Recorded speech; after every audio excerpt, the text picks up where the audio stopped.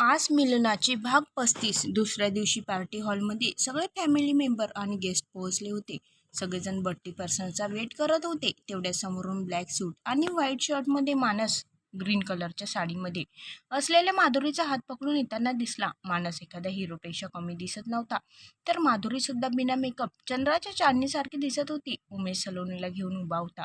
माधुरीला बघताच Saloni mamma mamma म्हणून तिच्याकडे जाऊ लागली. तेव्हा उमेश तिला प्रेमाने म्हणाला, वा बेटा. मम्माला बघताच डॅडीला विसरून गेलीस. त्यानंतर हसत त्यांनी सलोनीला खाली उतरवलं. तेव्हा सलोनीने धावत जाऊन माधुरीला मिठी मारली आणि म्हणाली, मम्मा आज तुझा बड्डे आहे. माधुरी तिला उचलून घेत तिच्या गालावर किस करत म्हणाली, हो बेटा आज माझा बड्डे आहे. आणि मानस सुद्धा तिच्या डोक्यावरून हात फिरवत म्हणाला, आज तुझ्या मानस मामाचा सुद्धा बड्डे आहे. सलोनी आश्चर्याने त्याच्याकडे बघत त्याच्या गालावर किस करत म्हणाली, हॅपी बड्डे मामा. आणि त्यानंतर माधुरीला मिठी मारत म्हणाली, हॅपी बड्डे मम्मा. माधुरी तिचे लाड करत म्हणाली, थँक्यू बाळा. त्यानंतर माधुरी पुढे आली आणि दामोदरराव आणि सीमाताईंना नमस्कार केला. त्यांनी करत त्यांना मिठी मारली. त्यांनी तिला आशीर्वाद दिला आणि सीमाताईंनी त्यांच्या हातातील एक कंगण काढून माधुरीच्या हातात घातला. तिच्या माथ्यावर किस करत म्हणाल्या, तू नेहमी अशीच खुश राहा. त्यावर मानस खोटं खोटं नाराज होत म्हणाला, तुम्ही सगळे तिलाच आशीर्वाद द्या, मी तर तुमचा कोणीच नाहीये ना. त्यावर सीमाताई त्याचा कान पकडत म्हणाल्या, तुझं नाटक काही संपणार नाहीये. तुम्ही दोघं माझ्यासाठी खूप किमती आहात. आणि सीमाताईंनी त्याच्या माथ्यावर किस केलं. माधुरीने सुमनताई आणि सखारामराव यांच्यासुद्धा पाया पडून आशीर्वाद घेतला. तेव्हा सुमनताई तिला मिठी मारत म्हणाल्या, तुला जगातला सगळा आनंद मिळावा.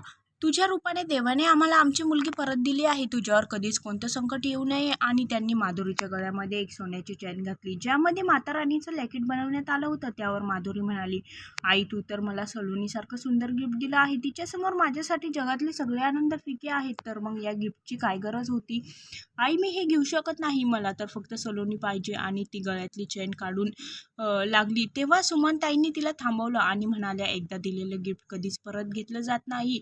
सलोनी तर तुझीच आहे आणि आता तिला तुझ्यापासून कुणीच वेगळं करू शकत नाही. तेवढ्यात प्रिया पुढे आली आणि म्हणाली, अरे मी पण खूप वेळापासून वेट करत आहे बर्थडे गर्लला मिठी मारण्यासाठी. माधुरी पण हसत तिच्या गळा पडली आणि हळूच तिच्या कानात म्हणाली, बर्थडे बॉयला अगोदर मिठी मारली होती काय माधुरी. असं म्हणताच प्रिया लाजली आणि माधुरी हसत म्हणाली, ओ हो प्रियाला लाजता सुद्धा येत आहे.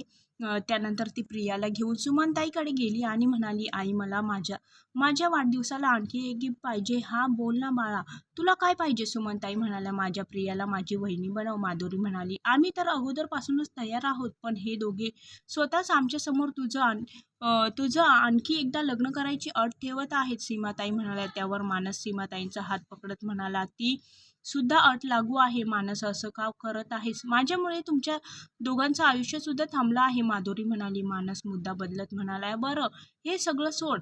बघ सगळे पाहुणे आले आहेत आणि आपलीच वाट बघत आहेत, चल त्यांच्याकडे जाऊया.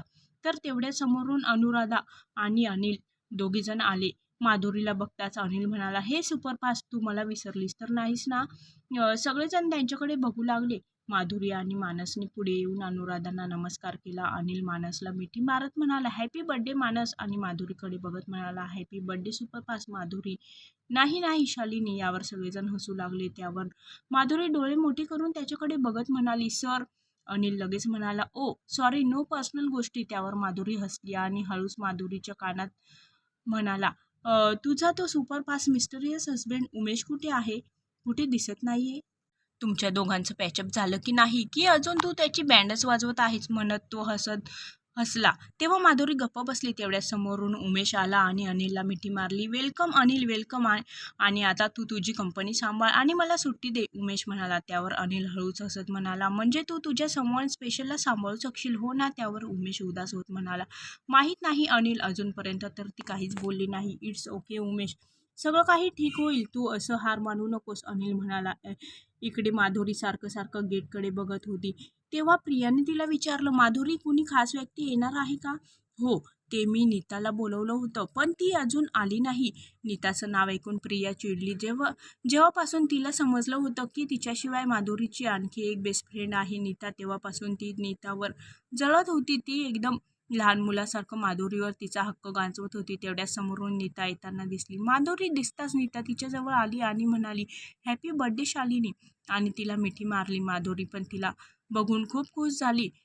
किती वेळ केलास नीता, माधुरी म्हणाली. नीता खूप मोठ्या फॅमिली मधली मुलगी होती. तरीसुद्धा तिच्या श्रीमंतीचा तिला थोडासुद्धा घमंड नव्हता, कारण तिचे आईवडील इंडियातून बाहेर राहत होते आणि ती शिक्षणासाठी इंडियामध्ये आली होती. ती हॉस्टेलमध्ये माधुरीसोबत राहत होती. तिच्या चांगल्या आणि सरळ स्वभावामुळे त्या 3 वर्षामध्ये ती माधुरीच्या खूप जवळ आली होती. "अरे, ते ट्रॅफिकमुळे लेट झालं.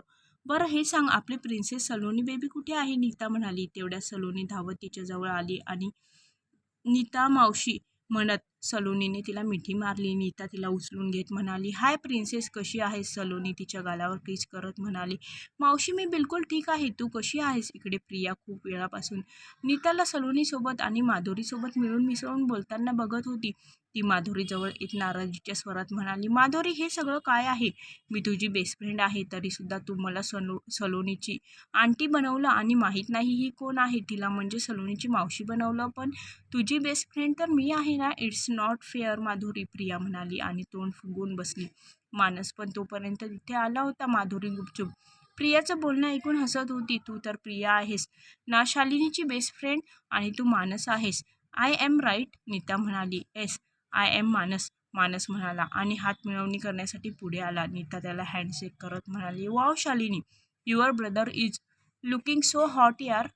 जर एवढा हॉट बंद असेल तर मी आंटी बनायला तयार आहे. तू प्रियाला सलोनीची मावशी बनव." त्यावर मानसच्या गळ्यामध्ये ड्रिंक अटकली. माधुरी पण हसू लागली, पण प्रियाला तर काहीच समजलं नाही. ती म्हणाली, "हो माधुरी, तू तिलाच आंटी बनव." तिला वाटत होतं की मावशीचा अर्थ माधुरीची सगळ्यात बेस्ट फ्रेंड आहे.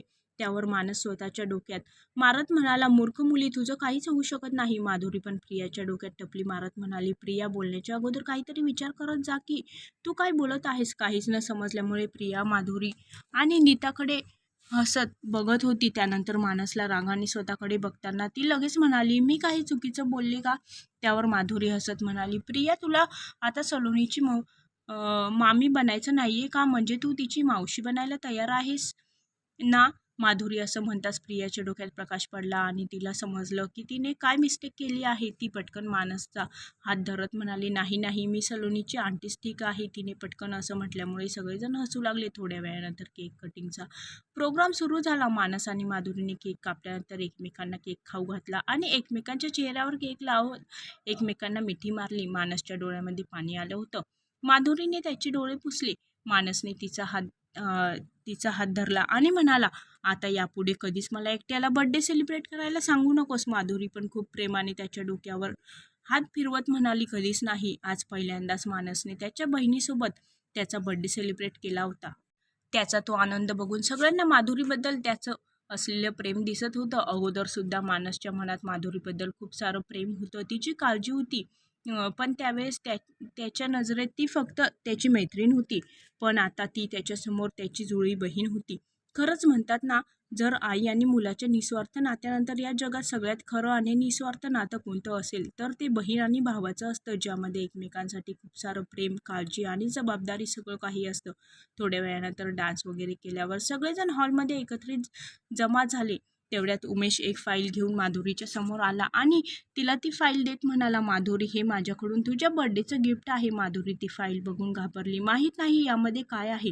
त्यासोबतच हॉलमध्ये उभा असलेल्या सगळ्यांच्या मनामध्ये हाच प्रश्न होता की या फाईलमध्ये काय आहे. सगळेजण एकमेकांकडे बघू लागले. माधुरी घाबरत घाबरत ती फाईल उघडू लागली. त्यामध्ये असलेले डॉक्युमेंट्स वाचल्यानंतर तिच्या चेहऱ्यावरचे रंगच बदलले.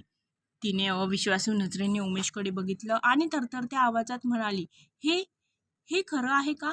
आता सगळ्यांची नजर माधुरीच्या चेहऱ्यावर येऊन थांबली होती की त्या फाईलमध्ये असं काय आहे ज्यामुळे ती एवढी शॉक झाली आहे. "हो, हे खरं आहे. आता तुला तुझ्या मुलीपासून कोणीच वेगळं करू शकत नाही. आजपासून तू लिगली सलोनीची मम्मी आहेस." उमेश म्हणाला. माधुरीला तर जणू सगळ्या जगातला आनंदच मिळाला होता. तिने सलोनीला छातीशी धरलं. तिच्या चेहऱ्यावरचा आनंद तिथे उपस्थित असलेल्या लोकांना स्पष्टपणे दिसत होता. तिने उमेशकडे आनंदी चेहऱ्याने बघितलं तेव्हा ती पुन्हा एकदा शॉक झाली.